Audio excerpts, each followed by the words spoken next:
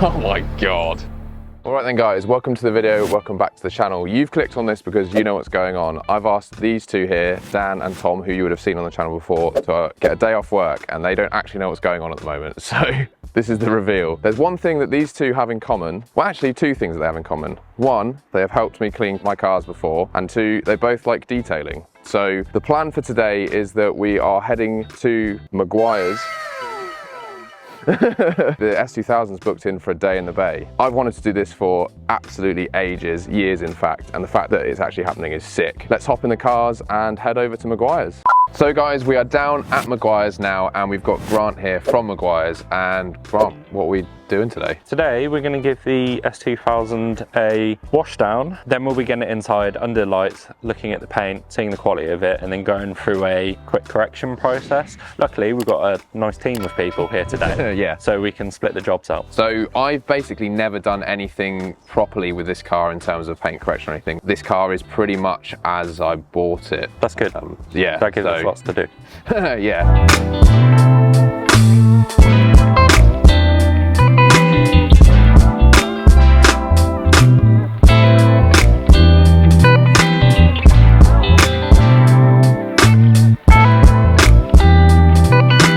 Right, what are we doing? First is wheels. The reason that we do wheels first is because our wheel cleaner is formulated to go on a dry wheel. Basically, it's a gel formula. If you wet it down first, you put down a barrier that will dilute and restrict the product actually hitting the dirt, but it's made to sit. So you don't want to let it sit for ages, but you want to give it a minute or two. An important thing is to make sure your wheels are cool, and that if it's like a bright sunny day, it's probably better to do 2 in the shade, turn the car around, and then do the other 2, just because direct sunlight will dry any liquid out quite quickly, which I'm sure you've probably experienced at some point. Yeah. So the good thing, so shout out to Liam, the previous owner, he has ceramic coated these wheels. Okay, So nice. it should be Nice and easy to get it off. We're pretty liberal with wheel cleaners. You want your wheels clean, and the spokier they are, the more you tend to use. Because these are ceramic coated, they might not need any agitation. Do you tend to find that anyway? Yeah, even with just water, you can like spray them down, they get pretty close. It's one wheel done. You can go around and do the others. Like to get your hands on. Yeah. It didn't actually stink like I thought it would, like every other wheel thing. No, so it does have the iron fallout remover bit, which is a bit that does tend to smell like eggs, but our wonderful sciencey people seem to have reduced the smell. We'll let that sit for a little bit. So yeah, this is going pretty pink. Yeah, that's just it breaking down all of the metals within it. So it is different to a fallout remover in that a fallout remover is purely there to break down metal contaminants that are on the paint. This does have 2 parts to it. There is a wheel cleaner in there as well that will help break down the normal dirt too. Let's see the difference that this is going to make. Just this wheel cleaner. I haven't even touched these wheels. That's made a pretty major difference. I generally protect my wheels with something every time I clean them anyway. I usually just use our hybrid ceramic spray wax. Even without it, if the wheels are in good condition, they tend to clean up pretty easily without contact. So wheels are now washed down. What is the next step? We're just going to give it a quick jet wash down, because you might as well remove as much dirt as you can without actually using any sort of product.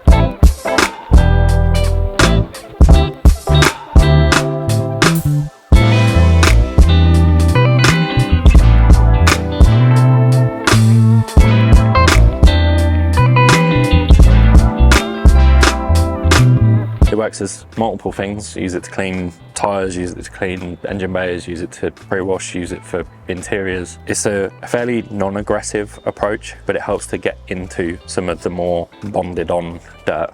So we don't use loads, and we only use it on the lower areas rather than coating the whole car in it. Most of the car won't need it, but down along the side skirts, it tends to get a little bit more contaminated.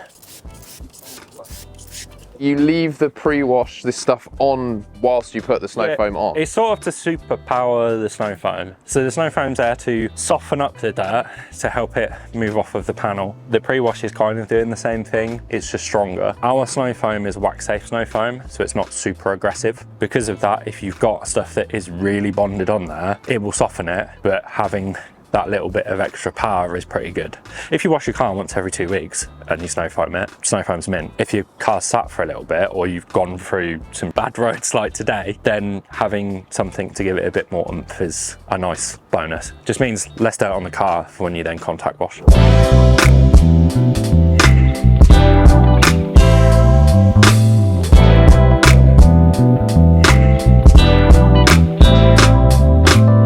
wax safeness is that it sits on the paint for longer, which is where it makes up for the fact that it's not as aggressive as some other snow foams. So it has a extreme cling, which is something that you won't actually see in the initial outer layer, but once it's sat for a bit and then we start jet washing it off, you'll almost see like a secondary film, and that's the part that's really clinging and getting into the dirt that's on the paint. So it's going to sit for about 5 minutes or so, let it sort of pull stuff down off of the car really, and get in and loosen anything that's dried, I suppose, and that kind of thing.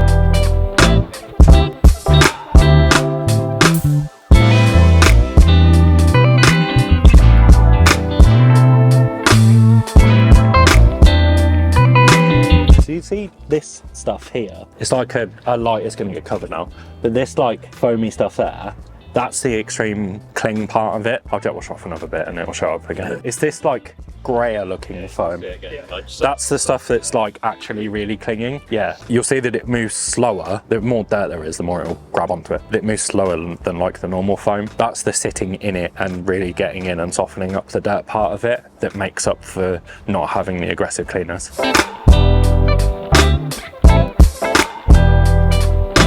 Time to add the shampoo into the bottle. So what is this stuff? Gold class shampoo. It's just a nice sudsy, well lubricated shampoo. There's nothing like crazy special about it, but we're not adding any protection to the car now because we're going to take the car into the bay and do a load of work to the paint. So if we did put anything on, we'd be taking it straight off anyway. 2 buckets, shampoo bucket and a rinse bucket, mostly because you want to keep the mitt as clean as possible when it's going onto the car. We've got grit guards in them both. You only really need a grit guard in one, but if we've got them, we might as well use them. Always intrigued to know how much you put in. It's about 1 fluid ounce is enough for a bucket of water. I recently actually picked up one of these. One of these nice fibre wash mitts? Yeah. Sponges are what people used to use. The reason we don't use sponges anymore is because sponges are a flat surface. They have holes in, but they are generally a flat surface. If you've got grit and you have a sponge and you wipe it on a car and that grit gets trapped, that's a flat surface with a flat surface, so it's going to drag it straight down it and put scratches or light swirls into your car. The reason we use wash mitts is because they've got a pile to them. So if there is any grit, it's got more of a chance of not being dragged directly down the car because it will sink into the pile. It also reduces the amount of pressure you're putting on the panel. I'll go through the process. Dip into the shampoo bucket, onto the car. Now you can use a mitt as a mitt or a wash pad. I just use it like a wash pad. You can go in straight lines, you can go in circles. Swirls don't come from circles because swirls aren't actually round. They're picked up from, most of our sources of light are round. A detailing light tends to be around, the sun is round, so all of the scratches are highlighted in a circle around it. If you wipe in straight lines the whole time, you're just going to end up with a load of scratches in a straight line. Inevitably, every time you touch the panel, you're going to be putting something into the paint. By doing it as safely as possible, you reduce the amount of things that you do put into the paint, and we'll work a panel at a time. I've done a little bit more on the roof in this because the roof is tiny. Now that we've wiped it down, we'll go into the rinse bucket, wipe the wash mitt against the grit guard, which will dislodge any dirt that's in the mitt, bring it outside the bucket so that if there's any dirty water in the mitt, it doesn't go back into rinse or our clean shampoo water, and then back onto the panel. So now that I've done these bits, there's another mitt in there, and then somebody else can take this one and you guys can go around the car. So now that we have fully contact washed it, is it just a case of getting this off straight away? It's just rinsing the leftover shampooy water off and then drying the car down.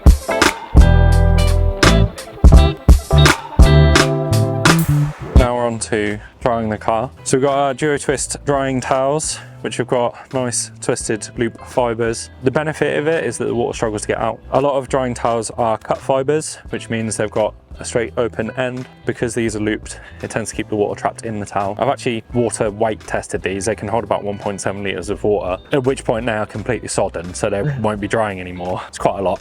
That's crazy. I didn't realise it was to be that much. Yeah. And so the idea then is wipe it down. Yeah, literally. You're wiping it down and absorbing the water. Now you can use a quick detailer or something as a rinse aid, because the more protection there is on the car, the easier the towel will pick up the water. Otherwise the paint tends to hold on to it. But in this case, as I've just seen, it doesn't really need it. Get everybody doing something today. I'll do this. Yeah.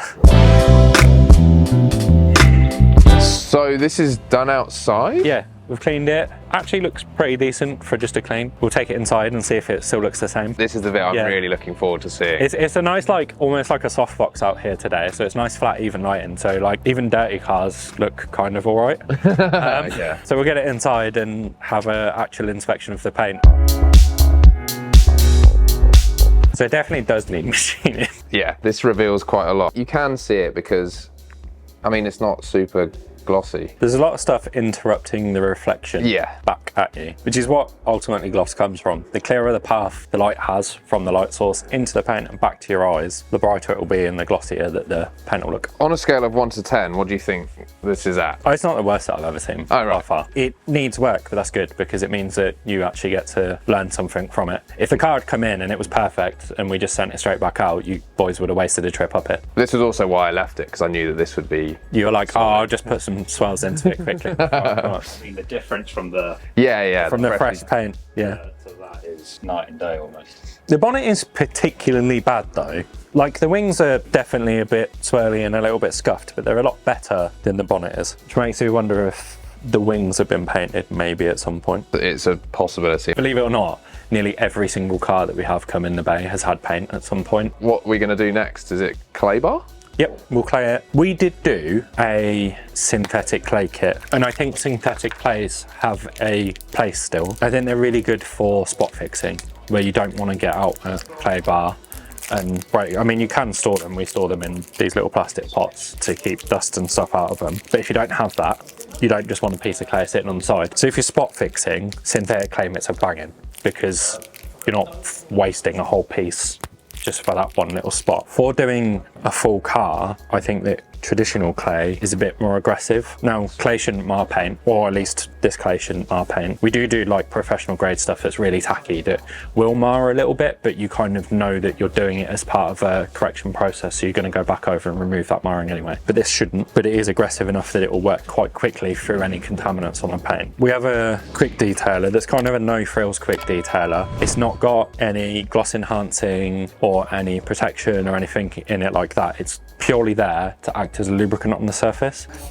Spray down an area, and then while I've been talking, I've been working this clay piece out, warming it up and getting it a little bit softer. And then once it's about the width of your fingers, you want to put it on the surface, and then using fingertip pressure only, so like barely touching it. It's actually a good idea to keep your hand flatter while you're doing this, to not be driving it in. You just want to work it back and forth across the panel. It actually doesn't feel too bad. And then in the opposite direction. And the reason that we're doing this rather than doing circles is because if you do circles in this situation, you might leave gaps, and therefore you're not working the full surface. The more you do this, the faster you'll get. There's sort of like a honeymoon process with claying almost, and the first time people do it, they tend to spend forever on it, but ultimately you're just trying to get a job done. And then you lift up the clay, and there is a little bit of stuff on the surface. It's a little bit green, so it sits under trees while it's at home. It's been next to a hedge, so it's probably just from that, but it's actually not that bad. And then afterwards, you want to take a nice clean microfiber towel and just wipe off the quick detailer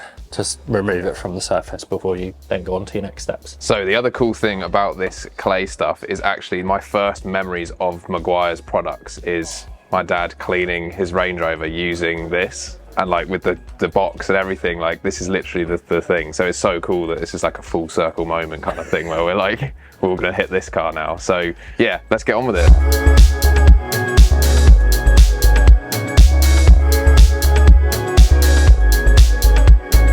The entire car is now clayed, so next step is correcting. So for the bonnet, because the bonnet's physically hazed and swelled and got a lot of imperfections in, we're going to use our microfiber correction compound. This will cut a bit quicker, and as we don't want to be here until 7-8 p.m, even though there's a bunch of us, this will get the job done nice and easy. The first thing you do with this is you actually want to over apply it to the pad, and the reason that you're doing that is because the microfiber pad will absorb a lot of the product. By pre-applying it, you're kind of getting ahead of that absorption. So will you then, now that you put that much on there, are you going to put more on? Yeah. Right, okay. So we'll just do 5 little dots around the pad, take it over to the panel, the cable over your shoulder because it will keep it from scratching against paintwork, and then we're going to stamp out a work area.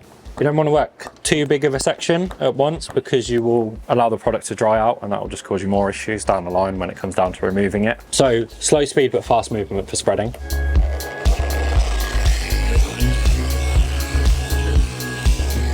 because we're just getting a base layer on the panel. Then we're going to wind up. You work generally somewhere between 4/8 and 5/8. It's enough speed to cut it, but it's not so much that the machine starts to get out of control. And then you want to work quite slowly while you're working the product to give it time to actually do its job. So I'm going to pull the trigger, and then there's a little lock on the side that will lock the trigger in place so I don't have to stay gripped on.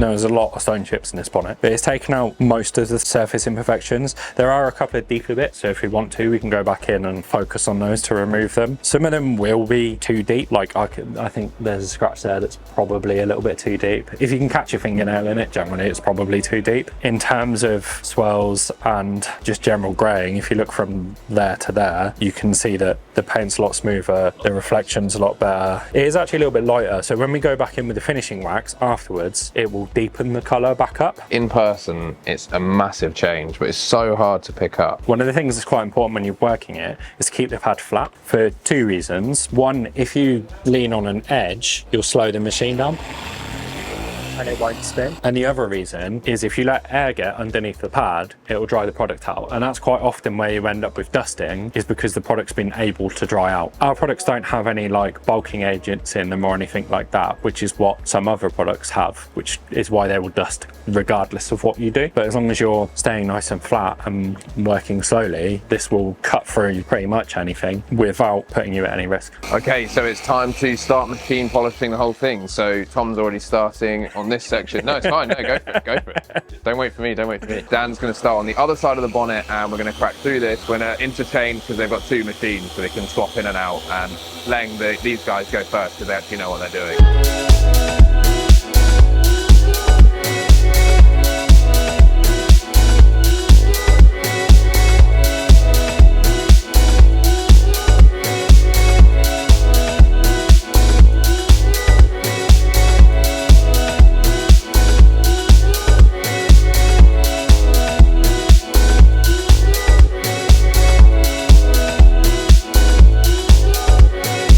Finished machine polishing the whole thing. What's your verdict on the actual paint now you actually can see it? I think it's pretty good. I think if we had more time, we could get it pretty damn close to perfect. There are a couple of deeper imperfections, like there's a little bit of a lacquer issue here. So now that the paint is as good as we can get it today, which is, I think you'd agree, quite a lot better than it was. Oh, it's insane how different it is. I mean, it's so hard to pick up on camera. The things that I've just noticed through doing this is like this door, it was very similar to the bonnet in terms of condition, whereas you can kind of tell that like the front wings have definitely had paint before. This door has definitely had paint because this door looks so much better than the other side. It is one of those things. It's a 22-year-old car as well, so you're going to expect it. And there's obviously a few areas of chips and things, like this happened when I was doing the OG battles. But in general, it's pretty good. Oh, yeah. When you get it 80% of the way in here, once you get it outside and you're not under lights that are made to pick out all the imperfections, it'll look really good, which leads us on to our next thing. So now we've compounded it, we've cleaned up the surface, we've taken out a lot of scratches, all the swirls. What we have done is hazed it ever so slightly, which is just slightly desaturated the paint. So that's where we have our next step, which is our finishing wax, which has polishing oils in it, which will help deepen the paint. It has got a little fine cut to it, which will also help to bring that saturation back, and then it's got a wax which will protect it. So this stuff, it's exactly the same sort of process with the pad, just filling it and... Yes, we're preparing the pad so that the wax doesn't just get absorbed in straight away and then doesn't go onto the surface of the car really. So you're still doing the same dots, yeah, but this will cover a much greater area and we'll work at a much faster pace. In pretty much all cases, we'll split a bonnet in half when we do this sort of step. You're still stamping out to give yourself a base level of the product on the panel, and then you're still spreading.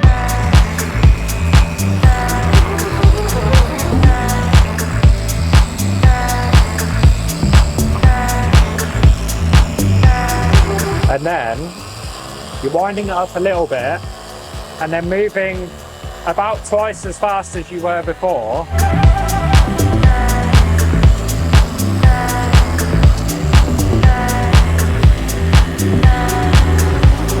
We're just passing over the panel.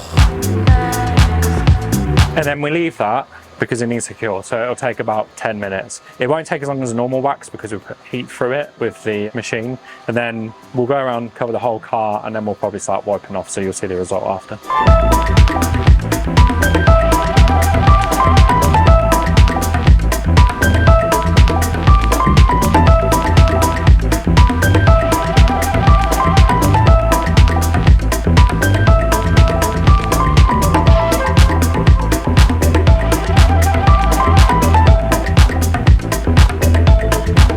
Entire car is covered in this stuff. This is the magic moment, is it? The magic wipe moment, it off. Yeah. First, we want to check that it's cured. Easiest way to check that it's cured is just swipe your finger through it. If you can wipe it through it and it doesn't smear, then wax is cured and ready to come off. Just wipe it off. There's no science to it. All you're doing is taking the excess product off of the panel. We are using a nice fluffy finishing towel. It just takes some of the weight out of your hand as you push it on the panel so that you're less likely to put marks back in. That is crazy. It's deepened the blue and restored some of that saturation we lost from the compounding back into the panel. Yeah, this is sick. So, time to get it off the whole car, I guess. Yeah. And this thing is looking so much better. I don't even really know what to say, but we're not quite finished yet because we've got some glass cleaner. It's a glass cleaner. It's got a water repellent in it. It'll give you 4 to 6 weeks of protection on the windscreen. Basically, your glass will bead. It'll make cleaning it easier and seeing easier. So you don't need a lot of them on the side window first. So 1 trigger squeeze is plenty. And then you take your glass towel, give it a wipe, flip your towel over. Wow, it's that easy. And you're done. No smears, no. That's got sensor as well. Everything does. Do you know why we've got scents and everything? We were one of the first brands to have scents and stuff. And the reason was because we had a chemist come over who used to work in the makeup industry, and they were like, why don't you make your products smell nice? People are using them, they might as well have a nice experience while we use them. Wow. So everything smells nice. But we created polish. Because we started as a furniture polish company, we were making stuff for, well, cars before there were cars. Cars when there were horses in cars. Just a random history fact for you. We can wipe down the inside of the glass as well if you want. Yeah. Obviously you've got some scratches in it and I can't really do anything Yeah, I about it. think that's a pretty classic S2000 thing that over time I've seen it on quite a few of them. Yeah, it's just where grits probably got caught in the rubber. So one last step is the tyres. Yeah, so I'm just giving them a clean with a multi-purpose cleaner, which will give the tyre dressing a nice clean tyre wall to bond to, which will help the longevity of the shine. So whilst Grant's going around doing the tyres, I am going to go and polish the exhausts. One of the final bits now, we're just wiping the black trims that you can see here. What product is this? Hybrid ceramic trim restorer. Black trims along here, and there's a few more around the car. Yeah. Then we're pretty much there.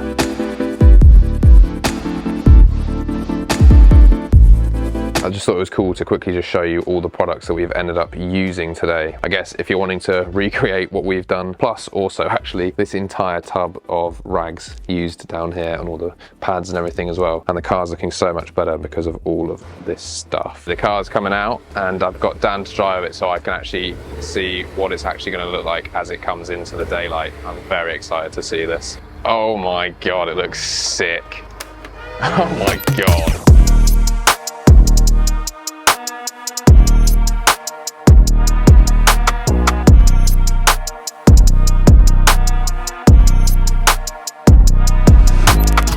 Check out how insane this thing looks. Yeah, it's really deep. Wow.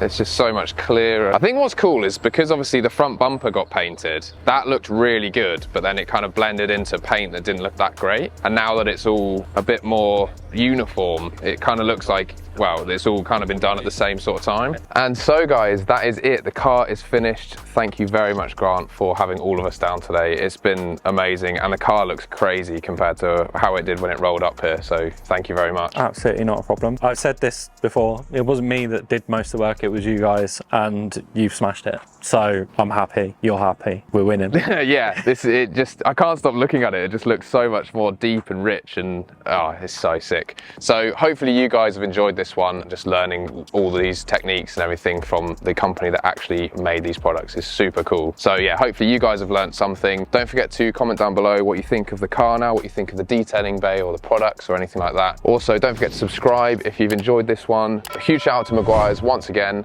and I will catch you guys in the next one.